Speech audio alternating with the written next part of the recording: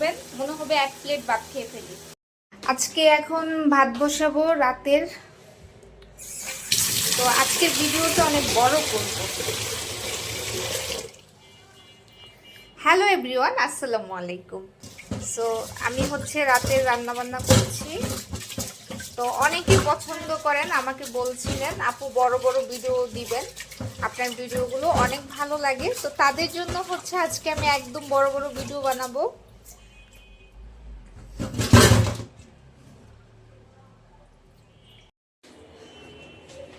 চুলাটা ধরিয়ে নিব।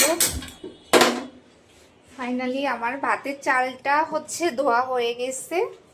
তো চালটা আমি চুলায় উঠিয়ে দিব। তো যারা আমার বড় ভিডিওগুলো পছন্দ করেন তাদের জন্য এখন থেকে বড় বড় ভিডিওগুলো বানাবো। তো এখন চলে যাব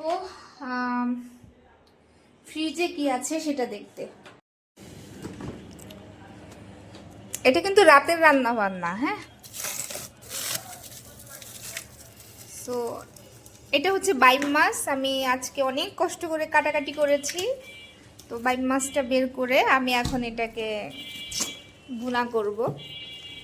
তো ফাইনালি আমি আজকে রান্নাটাও আপনাদেরকে দেখাবো। যারা আমার রান্নার ভিডিও অনেক পছন্দ করেন সবাই কমেন্ট করতেছিলেন যে আপু আপনি হচ্ছে বড় বড় ভিডিও বানাবেন।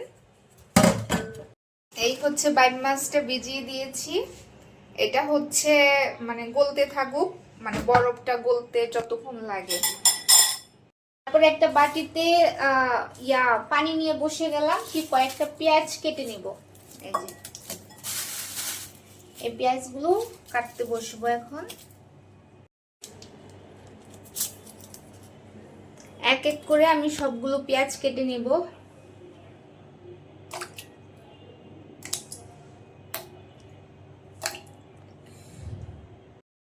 পেঁয়াজগুলো ছুলে নিছি, সাথে কয়েকটা মরিচও ধুয়ে নিব। এই যে এক এক করে আমার পেঁয়াজগুলো কুচি করে নিলাম। এখন মাছগুলো ধুয়ে নিব।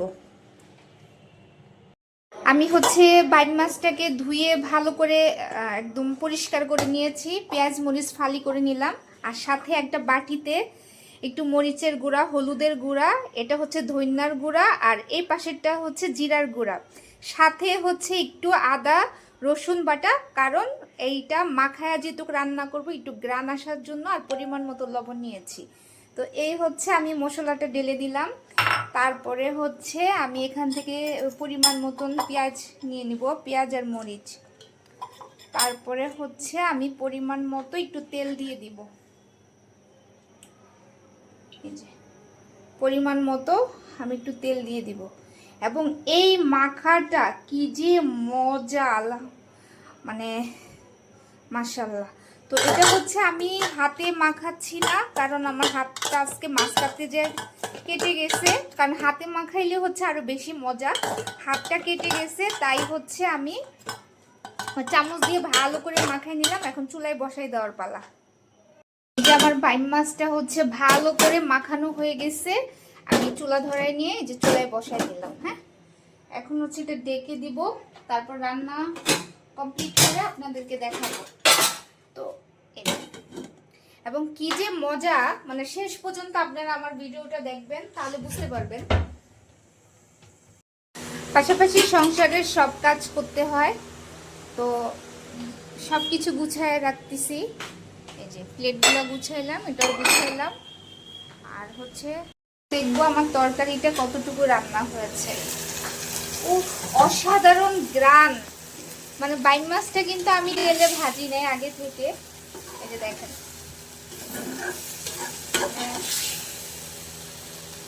অসাধারণ গ্রান বের হয়েছে, মনে হচ্ছে এখনই ভাত খেয়ে ফেলি। আপনারাও কিন্তু এরকম বাসায় চেষ্টা করুন। আমার বাইম মাছ তরকারিটি একদম পুরো হয়ে আসছে। হালকা আর একটু ঝোল শুকাবো, তারপর একদম মাখা মাখা হবে। একদিকে ভাত আর একদিকে বাইম মাছ রান্না। তো রাতের খাবার এটা, কিন্তু রাতে খাবো। তো ভাতটা হয়ে গেছে।